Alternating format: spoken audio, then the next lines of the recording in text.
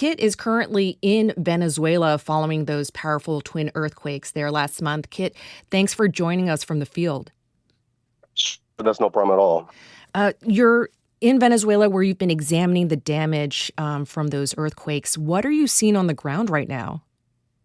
Well, we assess our team. We have about 100 local engineers here, and we assess about 6,000 buildings in a heavily damaged area. And around 2,000 of them, they are mid-rise, high-rise buildings, by the way. They're either collapsed or about collapsing. And about one-third of it damaged. On top of that, there's one-third about damaged pretty bad. So you're talking about 60%, 70% of building stocks affected, Based on what you're seeing on the ground in Venezuela, are there lessons there that you see are applicable to our region, despite the differences in building codes and construction here versus there?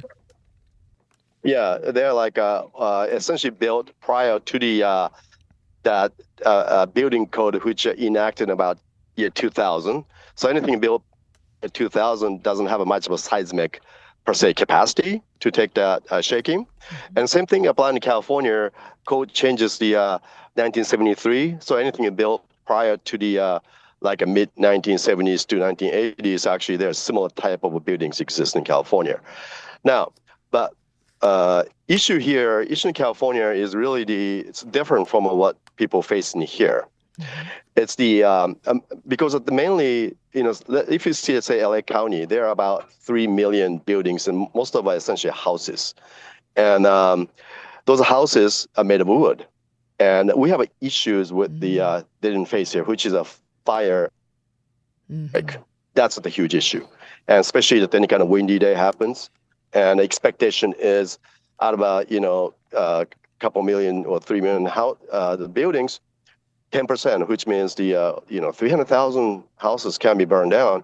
That's almost 20 times more than what we lost in a fire last year. And that's a lot to do with the fire originating from this natural gas, to the kitchens and stuff like that. So I think what each of us can be can do is two things we can do. One is there's actually a little device you can put it in. There's a automatic shut-off valve. Just this actually that's required for the new construction, but not for the existing one. I think that's something that they're really helpful. And two is just if that shaking happens, make sure the fire doesn't catch. That make sure your house is safe. Make sure the fire extinguisher is ready. To take care of your own fire. I think that makes a huge impact, by the way. It sounds like there's things that private responsibilities for individual property owners. Is this what you're describing also part of retrofit programs for more vulnerable buildings? This kind of work to I guess minimize the damage or the the side events that might happen, like fires. That is correct. For that fire, essentially, if this, for example, a country like Japan, they require to put this automatic shut-off valve at every single homes. So the fire damage is it's still there. Similar type of construction you find in Japan here, in California. And that really helping them. And so, that is, I'm talking about $300 per household, right? That would be really important things to do. And I don't know if definitely exposure to insurance company, especially reinsurance is pretty big, right? I'm talking about, house, several 100,000 house could get burned down. So installation of that type of things, not only it's going to save the city, but also I think there's a huge the liability reduction to insurance too, So I think that type of kind of risk management concept is important. Now, let's talk about the older concrete structures in LA. That's something that, we see failures in the same kind of constructions in LA also. I told you about 2,000 to 3,000 buildings like that. The current ordinance is required to do seismic strengthening, but it's really cost prohibited. It's really difficult for the people to do anything like that. So I think that ordinance have to change somewhat to make impactful seismic risk reduction but also at the same time, I guess affordable. I think that's a really important aspect of it. If the seismic strengthening is not affordable, nothing happens and create more risk, Yeah. So that was kind of thoughts about that. Yeah.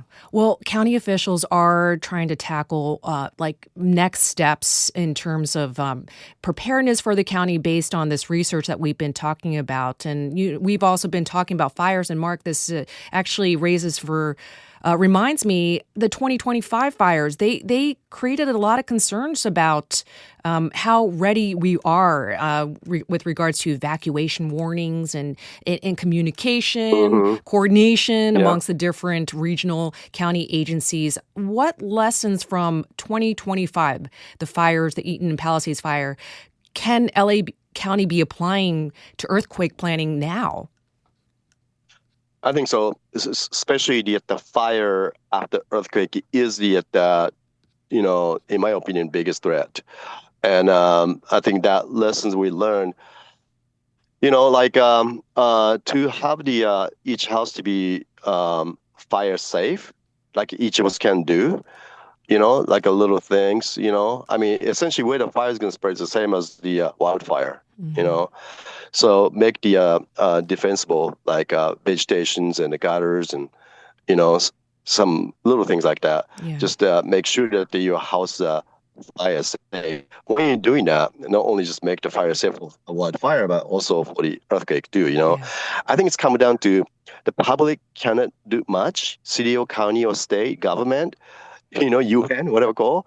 It's just so much they can do. Yeah. And it's all coming down to, this is something that the Japanese know, they know a lot about this individual responsibility, this, risk mitigation and response just need to be individually, each household, each neighborhood need to be conscious about it. It's our responsibility to do that. Of course, government can help. Of course, county can help.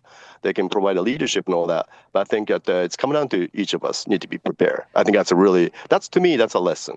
Thank you, Kit Miyamoto, California Seismic Safety Commissioner, who joined us from Venezuela, where he's working on earthquake recovery and reconstruction.